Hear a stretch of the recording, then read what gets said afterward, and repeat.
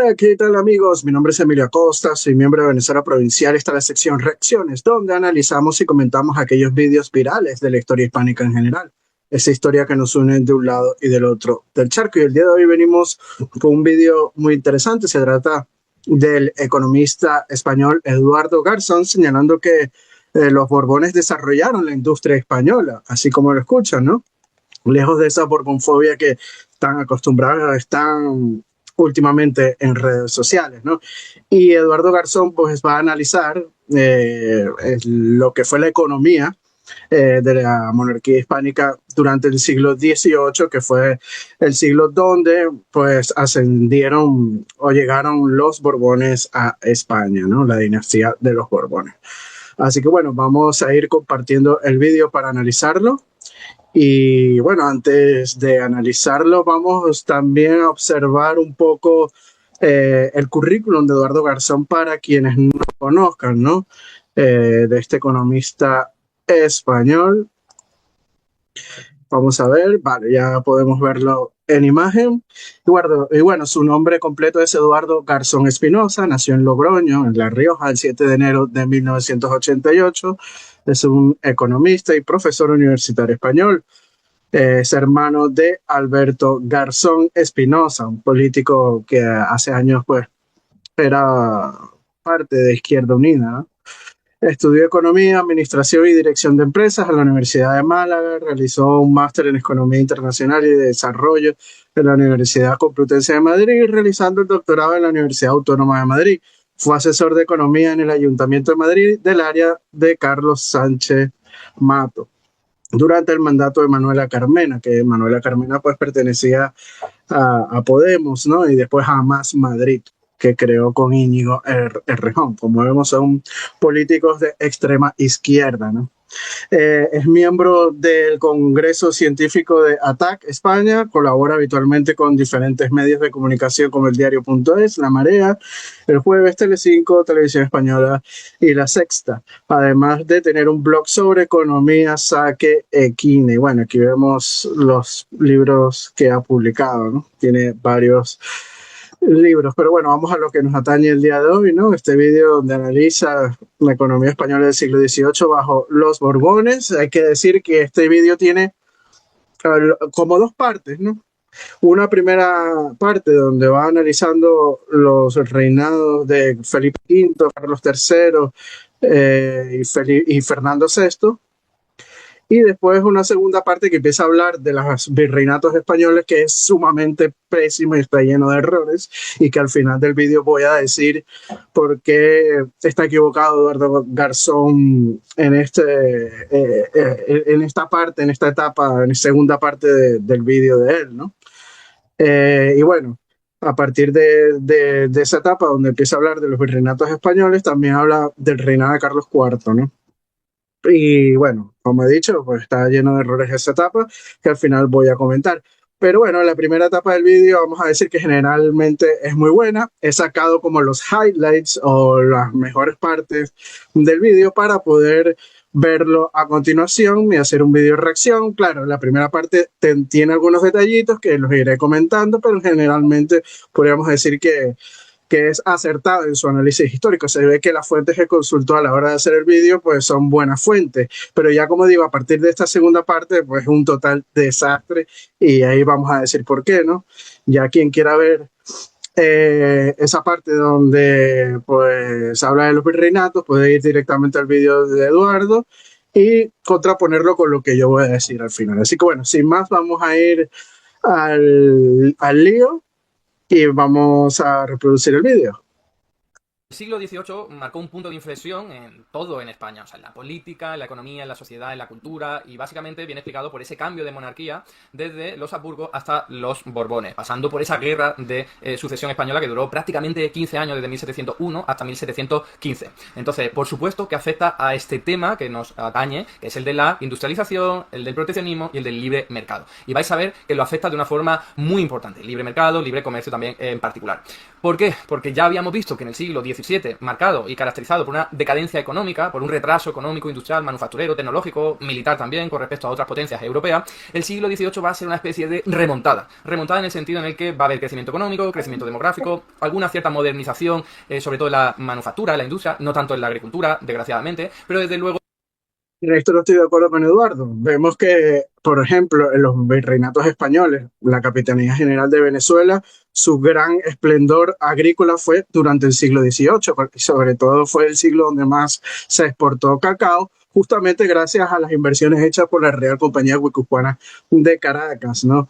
Igualmente pasa en las Islas Canarias. En las Islas Canarias la producción de vino pues, fue muy alta, ¿no? En el siglo XVIII. Igual vemos en regiones como Quito, que también se produce mucho cacao. En California se empieza pues a explotar y a producir naranjas, uvas, etcétera. O sea, yo creo que es un siglo XVIII de florecimiento agrícola, sobre todo en los virreinatos americanos. Pero sigamos a decir, escuchando lo que dice Eduardo. Es algo absolutamente diferente y casi que se puede hablar de todo el siglo como algo que no tiene nada que ver con lo del siglo anterior. Siglo XVIII muy diferente al del siglo XVII, como digo, explicado por ese cambio en la monarquía, no solo, pero especialmente por eso. Entonces vamos a ver que este siglo está caracterizado precisamente por una vuelta a los orígenes de los reyes católicos en su política de industrialización y de intervencionismo desde el sector público, si es que sí tiene mucho sentido hablar del sector público en pleno siglo XV y siglo XVI, ¿no? Pero la idea es una preocupación por la industria que antes no estaba, en parte motivada por la pérdida de Flandes. Obviamente Flandes era una región muy industrializada, entonces la monarquía de los Austrias decía, bueno, pues ya tenemos una provincia que se encarga de la industria, no es necesario que nosotros nos industrialicemos. Entonces, cuando se pierde esa región, hay mayor preocupación por tener una industria propia, ¿no? Pero no solo eso, sino a través de cuando ya hay paz, Felipe V se vuelve el rey más proteccionista y preocupado de la industria probablemente de toda la historia española, ¿vale? Esto es mucho decir, pero si ojeáis toda la bibliografía que hay al respecto, es que es muy difícil. Él lo vende también como que la intervención del Estado y tal. Era lo común y lo normal en el siglo XVIII, ¿no? El mercantilismo de Estado. Lo vemos en otras potencias europeas como Francia, Inglaterra, los Países Bajos, ¿no? O los reinos italianos, ¿no? Era lo común. Y él lo vende como que bueno que el Estado interviene y tal. Pues bueno, en esa época era el antiguo régimen y era lo normal, pues el mercantilismo de los reinos, porque hablar de Estado también que no creo que es el término correcto. Pero bueno, sigamos escuchando lo que dice Eduardo. Difícil dudar de ello. Y aquí vamos a ver muchos ejemplos al respecto. De hecho, fue la primera vez que se aplicó una política económica que era como tal una política holística en sí, no simplemente alguna medida por aquí, respondiendo a los intereses y los privilegios de los gremios o de la burguesía o artesanía de algún tipo, de comercio, de los mercaderes. No, aquí ya había una política económica consolidada, más o menos coherente entre sí, como la había tenido el colbertismo unos años antes en el siglo XVII en Francia, ¿no? Entonces, esa política no había existido hasta entonces y se caracterizaba, como pongo ahí, por proteccionismo, industrialización y fábricas estatales. En 1723, lo mismo, prohibición de encaje de seda extranjero, y a los gremios, además de todo esto que estamos comentando, se les obligó a comprar textiles de la fábrica estatal de Guadalajara, de la que vamos a hablar a continuación, pero es una empresa pública que se creó y entonces se les dijo a los gremios, ¿no? Empresarios privados al fin y al cabo, ¿no? Se les dijo, oye, que es que tenéis la obligación de comprar estos productos que está generando mi industria local. ¿Veis la diferencia de política económica con lo que veíamos en los años anteriores y siglos anteriores? La única similitud es con los reyes católicos, cuando empezaron a preocuparse mucho por la navegación y por algún tipo de industria y de comercio, pero hasta este momento no habíamos visto gran cosa, quizá con Carlos I también, continuando la estela de sus antecesores, pero fijaos que hasta Felipe V no hay una política económica industrial como tal, con la idea muy clara, que se había estado cociendo, como decíamos en vídeos anteriores, pero no se le había hecho caso. ¿En qué se hizo con el sector privado? En esto estoy totalmente de acuerdo con Eduardo Garzón. Justamente con los Borbones en el siglo XVIII, donde la industrialización y la modernización del Imperio Español pues se materializa, ¿no? Aunque yo pondría un poco de duda, ¿no? Con respecto a lo que dijo, que quizás con Carlos I se tenía un poco digamos, de interés en el desarrollo de la industria. Yo creo que justamente con Carlos I es que se empieza pues a tomar más en cuenta todos los productos que vienen de Flandes, ¿no? Y hay que decirlo, pues Carlos I es flamenco, ¿no? Y trae justamente cuando viene a España una camarilla flamenca que que despierta ciertos roces con la nobleza castellana, ¿no? Y siempre, pues, desde Carlos I, pues, se benefició mucho la industria de Flandes. Pero bueno, hay que decirlo que sí, que desde los reyes católicos no se veía un interés por la industrialización de España como tal, ¿no? Y no solamente de España, también lo vamos a ver en los virreinatos españoles, algo que por supuesto Eduardo no está de acuerdo, pero bueno, más adelante vamos a comentar. Más allá de lo que hemos comentado, lo que serían los gremios y los artesanos familiares que operaban a nivel individual. Bueno, pues empezaron a aplicar muchísimas ordenanzas que afectaban a los gremios y eso se hizo a partir de 1720. ¿Y para qué eran estas ordenanzas? Establecían criterios, una especie de órdenes a los gremios para mejorar la calidad de los productos españoles. ¿Veis? Ese típico tópico que utilizaron los ingleses en el siglo XIV ya y en el siglo XV, que era vamos a darle importancia a nuestros productos, que sean buenos en calidad para que la gente... Aquí hay una preocupación que antes no había sido tan importante, ¿no? Por ejemplo, ordenanzas sobre la lana de Sonseca, el paño de Béjar, manta de lana de Palencia, tejido de lana de Cuenca, bayeta de Antequera, ¿eh? No es el sector público como tal directamente arremangándose y dedicándose a ello, ya veremos otro ejemplo, sino aquí es órdenes y, al fin y al cabo, ordenanza, criterio para que los gremios tengan que pasar por ahí, mejoren su calidad, la calidad de su producto, porque ya en esta época no podían competir fácilmente con los extranjeros. Bien, en 1720 también se redujeron impuestos a fabricantes que demostraran éxito, es decir, que ya llevaran unos cuantos años, entonces si ya ibas funcionando tu negocio, pues entonces te perdonaban el pago de impuestos, es una forma también de incentivar la industria, no es una política proteccionista como las que conocemos de poner un impuesto a las importaciones, pero sí va por el sentido de voy a fomentar mi industria local y también a algún... Que aquí él mismo lo dice, o sea, no es una política proteccionista como tal, sino que bueno, vamos poniendo ciertas medidas pues para, digamos, mejorar la calidad de nuestra industria, eso es así. tipo de exportación, a la exportación ya sabéis, a la más importante, a la de productos elaborados, para que puedan al fin y al cabo tener más éxito y los productos españoles lleguen a más sitios, ¿no? También se concedieron otros privilegios, como el término fábrica real, esto es importante, ya lo hemos tocado en otros vídeos, no estaba bien visto trabajar, ¿vale? La burguesía, perdón, la nobleza quería vivir de la renta y vivía de la renta, y eso le daba estatus, y entonces no quería ninguno de ellos pasar a trabajar, ni en la industria, ni en el comercio, ni en nada, porque estaba peor visto socialmente. Aquí lo que se hace es empezar a dar importancia a eso a través de, pues, este tipo de decretos, ¿no? Oye, te voy a conceder el criterio de fábrica real y vas a ser como de la nobleza. Tú, empresario privado, burgués, que no eres de la nobleza, pero vas a ser casi como de la nobleza porque te voy a otorgar ese título, ¿vale? Entonces es súper importante porque es una forma de ennoblecer a los burgueses. En 1752, bastante años más tarde, estos privilegios se generalizaron ya a todo el sector, ¿no? Ya la historia estaba cambiando en términos culturales y ya no había que dar tanta importancia y veréis que eso también supone un punto de inflexión, lo veremos luego con el siguiente rey. Y sobre todo, no solo con Fernando VI, sino también con Carlos III, sobre todo.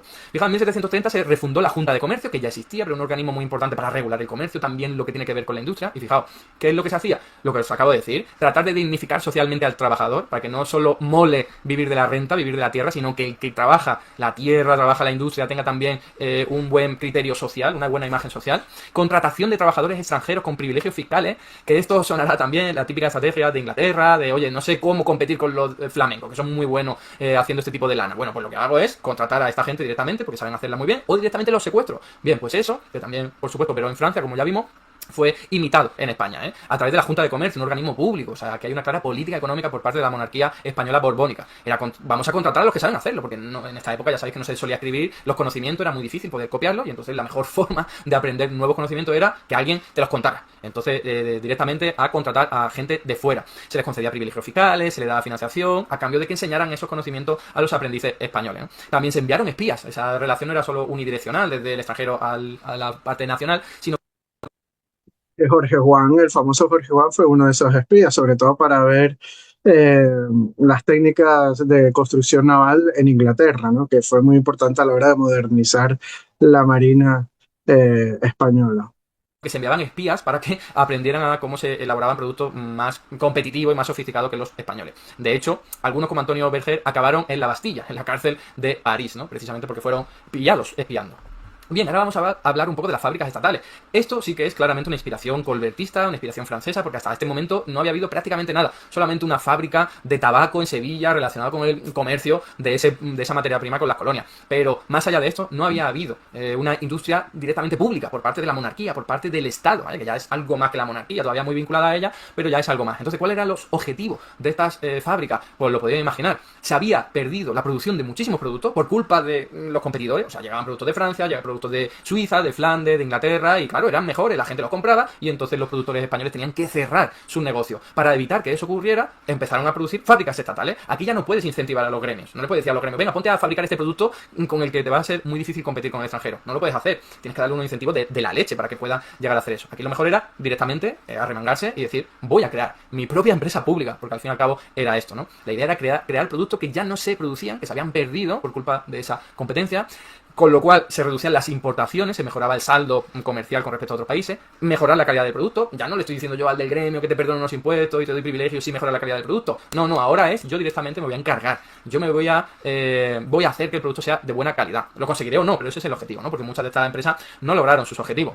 También crear empleo cualificado, y esto es importante. Hay una Pero la gran mayoría de las empresas sí lo lograron, Eduardo. Eso hay que decirlo también. pata social en todo esto de vamos a crear trabajo y que además sea cualificado, que le generó tantas ventajas como desventajas. Ventaja era que ya veíamos un incipiente estado social, un estado que se preocupaba por sus propios trabajadores públicos, concediéndole algún tipo de condiciones laborales más privilegiadas que la de otros trabajadores. Y también la parte negativa era que había huelgas, había protestas para mejorar precisamente esas condiciones, ya que al fin y al cabo están metiendo a mucha gente en un único edificio prácticamente, se pueden organizar los trabajadores de una forma mucho más fácil y reclamar mejoras salariales, mejorar en sus condiciones laborales. Entonces esto, como digo, para la monarquía tenía sus ventajas, pero también su desventaja, porque a veces estaban meses sin funcionar este tipo de fábricas, ¿no? Entonces, Dice, la parte negativa son las huelgas. Las huelgas. Es interesante escuchar esto de un economista de tendencia de izquierda, ¿no?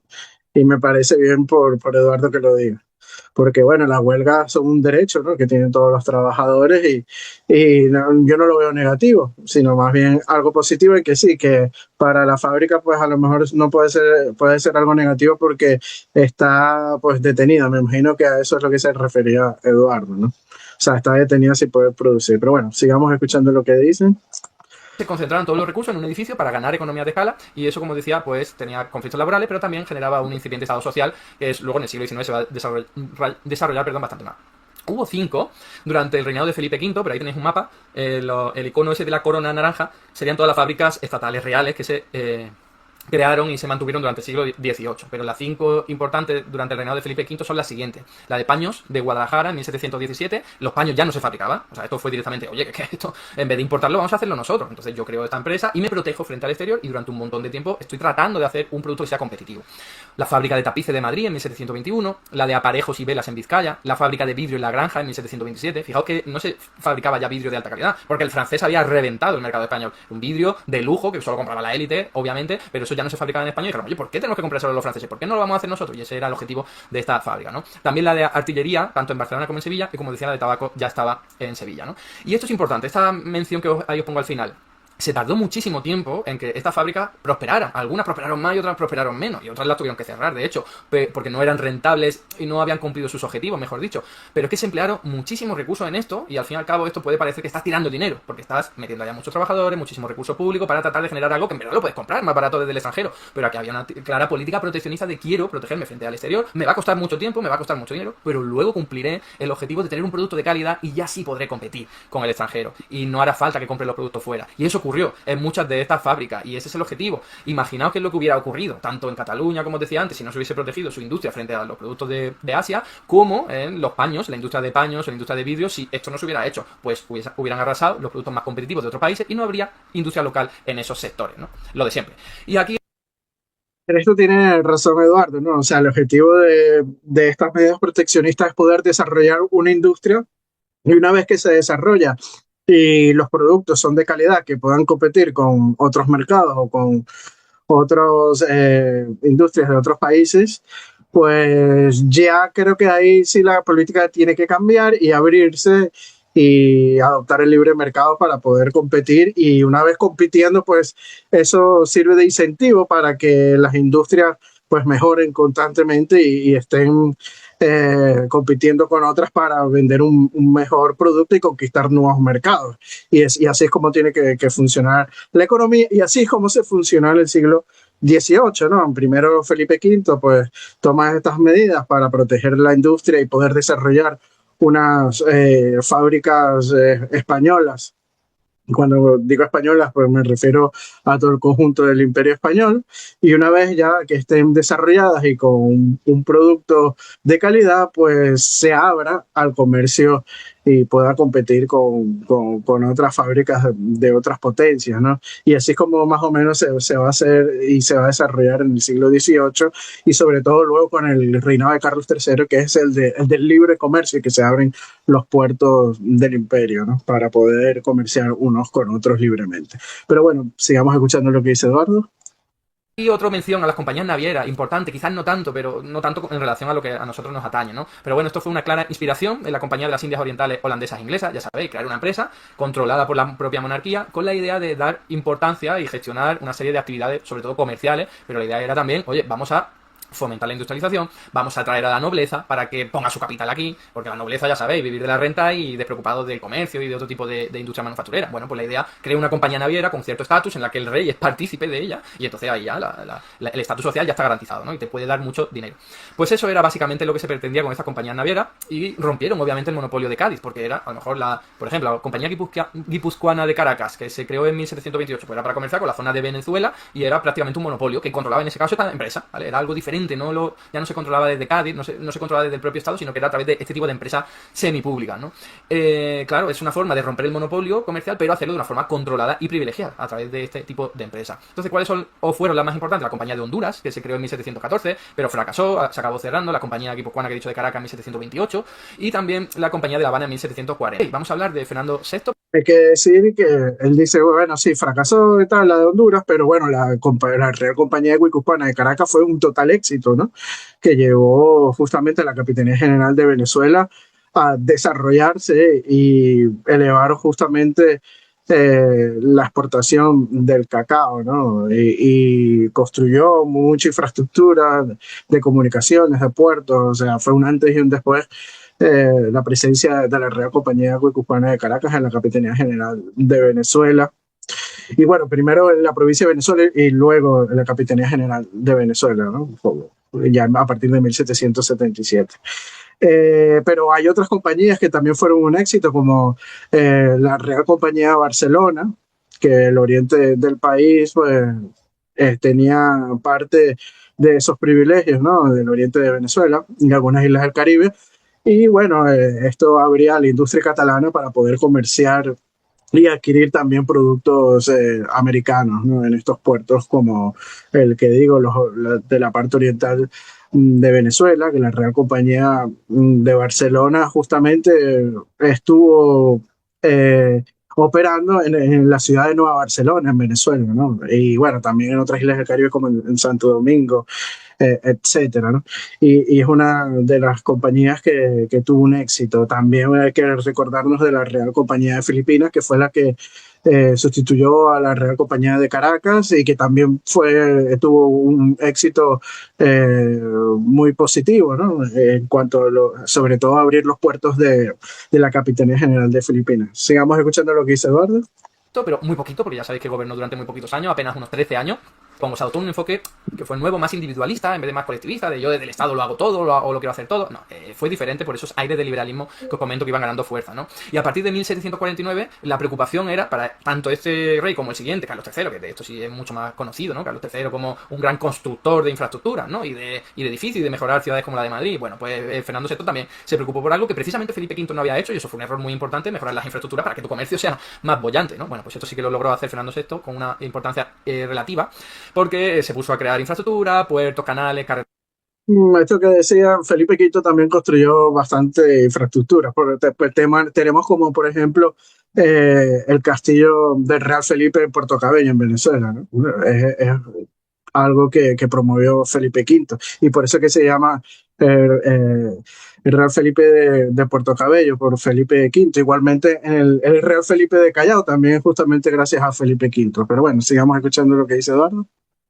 Carretera a mejorarlos incluso, como ejemplo, Canal de Castilla, el famoso Canal de Castilla fue creado en esta época, o iniciado en esta época, la carretera de Guadarrama de hoy día fue iniciada en esta época, la actual autopista de Reynosa en México, muy famosa, fue iniciada en esta época, o sea, para que os hagáis una idea de la importancia que le dieron al desarrollo de las infraestructuras, que era algo súper importante, pero que hasta entonces no se le habían dado. En 1752, hubo un cambio fiscal que se había ido ya cociendo los años anteriores, pero que hasta este año no se desarrolla, por el cambio de ministro, como podéis imaginar, y se generalizan las bonificaciones fiscales, acabando con muchos privilegios, ¿no? Y se hace una reforma fiscal que lo que hace es básicamente sustituir impuestos al consumo por impuestos sobre la renta. Esto es un desarrollo fiscal, modernización de tu sistema fiscal, pero tiene un problema de cara al proteccionismo, porque tú cuando quieres proteger una industria, normalmente dices que paguen menos impuestos, ¿no? Eso suelen ser impuestos a la renta particular o impuestos al consumo, impuestos sobre exportaciones, sobre importaciones, pero cuando tú haces un sistema fiscal en el que ya lo importante no es el impuesto al consumo, sino el impuesto a la renta, es más difícil diferenciar, ¿vale? Entonces eso es importante hacer esa distinción. El hecho de cambiar. Es más difícil diferenciarlo, Eduardo, pero estás reduciendo los números de impuestos que tienes que pagar a uno solo, que es el de la renta, ¿no? Yo creo que ahí hay algo positivo. El sistema fiscal va en detrimento de las políticas proteccionistas, que se siguen aplicando, insisto, pero van a ser necesariamente más suaves. Y otra preocupación de Fernando VI fue modernizar la marina. Se crearon astilleros y se mejoraron en Cádiz, en Ferrol, en Cartagena, en La Habana, que van a tener mucha importancia en los años venideros, pues aquí se le dio el impulso tremendo. Y ahora vamos con el último rey del que nos toca hablar, porque Carlos III, aunque de cara a la industrialización de España no hubo muchos cambios, se siguieron en alguna cierta línea, pero fijaos, en 1760 se permitió la importación de productos de algodón, ¿eh?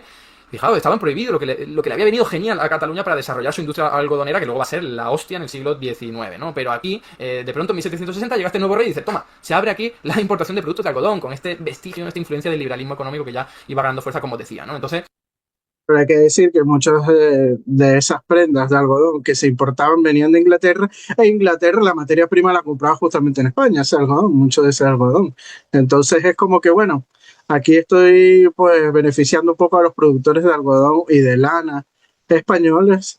Y bueno, pues, y también abro un poco a la competencia de estos productos manufacturados con las fábricas catalanas para justamente una vez haber competencia, pues estar constantemente mejorando y peleando por conquistar mercados. Yo creo que eso es más bien un incentivo, ¿no?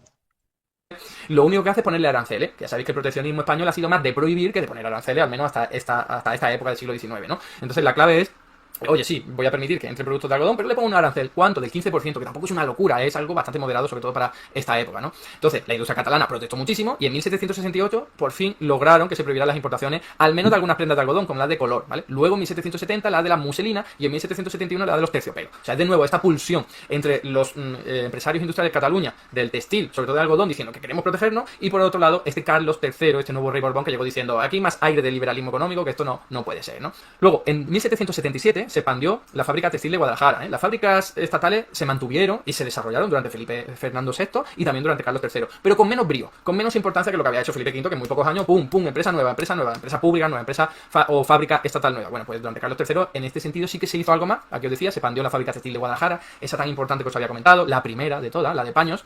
En 1780 se expandió la fábrica real de cerámica de Talavera de la Reina, en 1781 se creó una nueva fábrica estatal de lana en Sevilla. Precisamente esto es curioso, se hizo con 700 prisioneros ingleses tras la guerra que habían tenido. En 1788 se creó una nueva fábrica de algodón en Ávila. La fecha de 1873 no sé si es un error y han bailado los números y no sé si es 1783, que me imagino que es eso, ¿vale? No estoy seguro ahora mismo, no creo que sea un año después. Perdón, un siglo después. En cualquier caso, en 1788 también se creó, como decía, la nueva fábrica de algodón en Ávila, ¿no? Y también hubo, por supuesto, muchas fundaciones de empresas privadas, no todos fueron empresas públicas. ¿Qué pasa? Que las privadas tenían mucho más riesgo de quebrar porque no tenían ese abrazo, ese abrigo del Estado, ¿no? Que les permite, incluso aunque no sean rentables, seguir operando porque les inyecta recursos y financiación pública. Desde 1765, ya con pleno Carlos III gobernando, a 1778 se fue liberalizando poco a poco, primero para algunas ciudades, luego para algunos sectores, ¿vale? El comercio, abriéndolo a 8 puertos españoles y bajando aranceles. Fijaos, esto es el fin absoluto ya de ese monopolio que tenía la industria española a partir de Cádiz con las colonias. Entonces, para terminar, aquí os traigo la Más mal llamadas colonias, Eduardo, porque en verdad fueron virreinatos con privilegios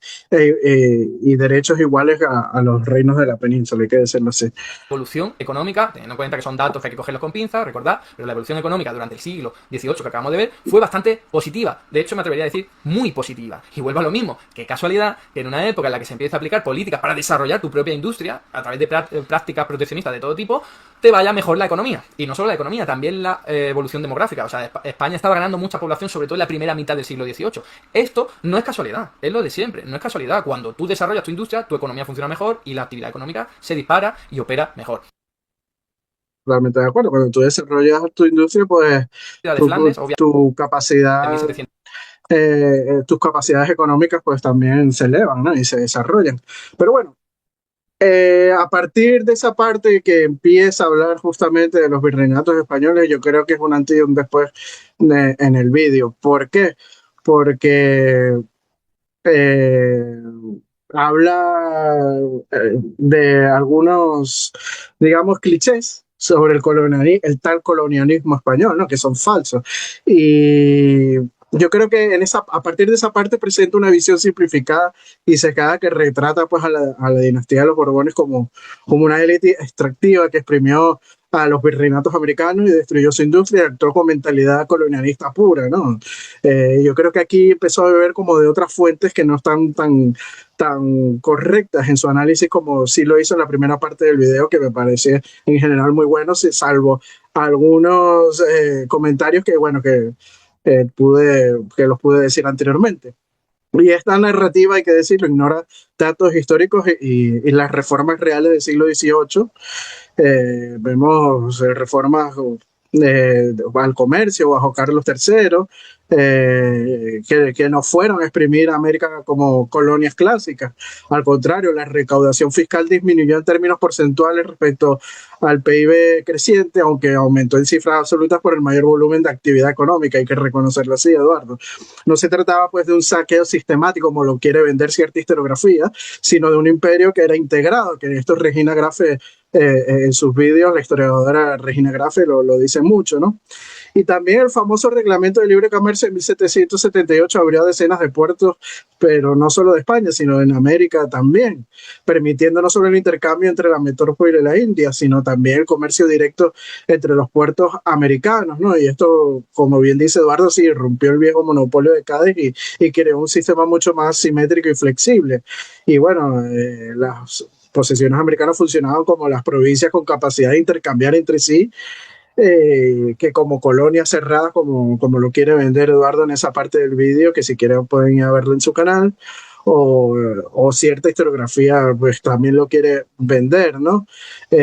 Inclusive no solamente se abrió a los puertos americanos y los peninsulares a comerciar entre el mismo Imperio Español, sino también con potencias que se pueden considerar amigas, ¿no? Las islas del Caribe francesas comerciaban mucho con la Capitanía General de Venezuela en aquella época, ¿no? Martinica, Guadalupe, etcétera, e inclusive las islas vírgenes danesas también comerciaban con los puertos americanos, ¿no? Españoles. Vemos el caso de Alexander von Humboldt señalando como un barco negrero proveniente de las Islas Vírgenes Danesas, pues comerció y dejó una carga de esclavos en el puerto de Cumaná allá por el año de 1799 en sus memorias, ¿no? Que es importante también señalarlo. También se abrió los puertos a estas potencias extranjeras que eran llamadas aliadas o amigas, ¿no? Y también se prohibió, grabó muchos productos extranjeros para proteger también la producción interna en esa ley promovida por Carlos III, ¿no? De libre comercio. Y solo mantuvo aranceles bajos en casos específicos, como ciertos paños ingleses hechos con lana española, ¿no? Que a mí me parece mucho mejor esta política de aranceles que está prohibiendo de una vez el comercio con estos productos extranjeros. Mejor es, bueno, darle unos aranceles y así protegemos la industria, pero también le damos a la oportunidad a la gente de poder adquirir estas manufacturas extranjeras. Ese mito también de que la industria en Hispanoamérica se destruyera, pues es totalmente falso, ¿no? La industria en Hispanoamérica, sobre todo en Nueva España, en el virreinato de Nueva España, lo que actualmente es México, llegó al final del periodo virreinal con alrededor del 20% de su PIB en manufacturas, una proporción notable para la época y superior al peso de la minería, que era un 10 o 12%, o sea que estamos hablando de ingentes cantidades de dinero producidas por la industria de la Nueva España, ¿no? Hay que decir que sí, que hubo privilegios para la industria catalana, pero eso no implicó pues aniquilar la producción americana, simplemente pues esto reflejaba realidades logísticas y fiscales.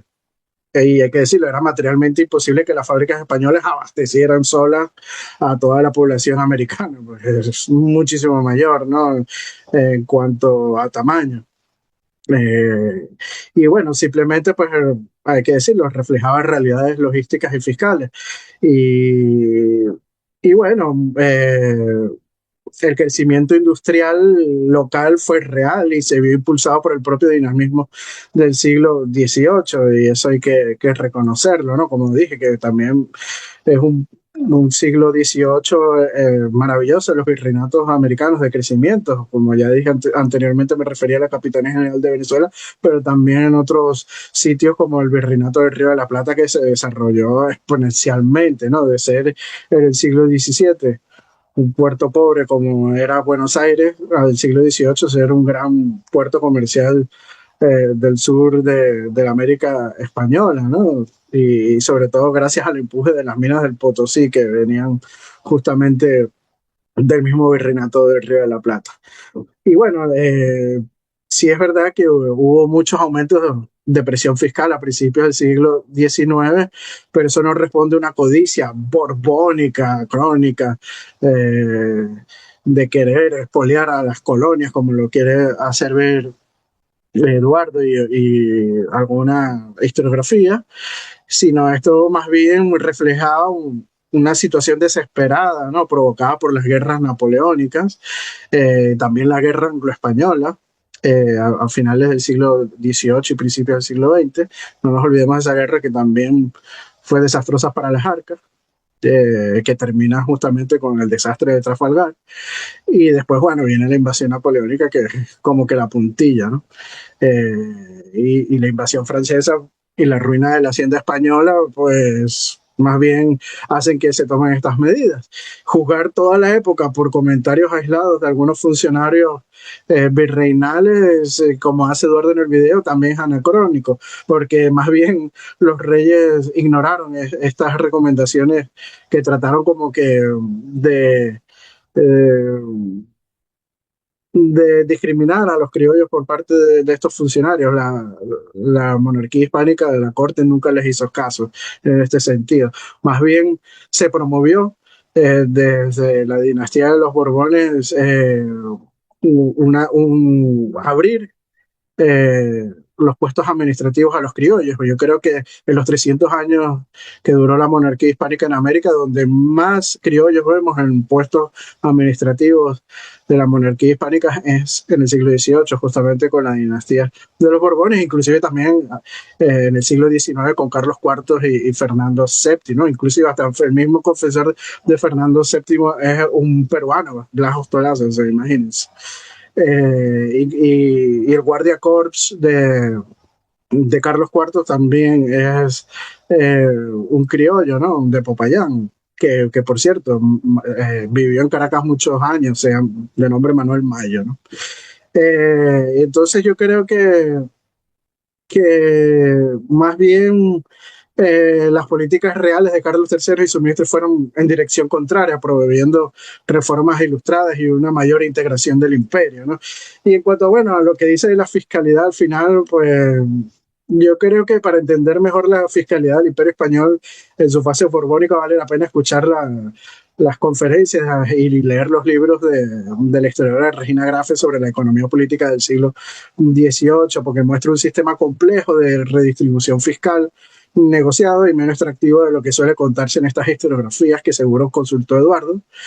Y bueno, hay que decirlo, los Borbones impulsaron reformas que modernizaron y dinamizaron el imperio, no lo soquearon hasta la muerte. Presentar su gestión como un expolio puro es una lectura ideológica que no resiste contraste con los datos del comercio libre, la estructura provincial americana ni el peso real de la industria nueva-hispana, sobre todo en México, que hubo un gran desarrollo industrial, ¿no? Ni en el Perú también, en el virreinato del Perú también lo hubo.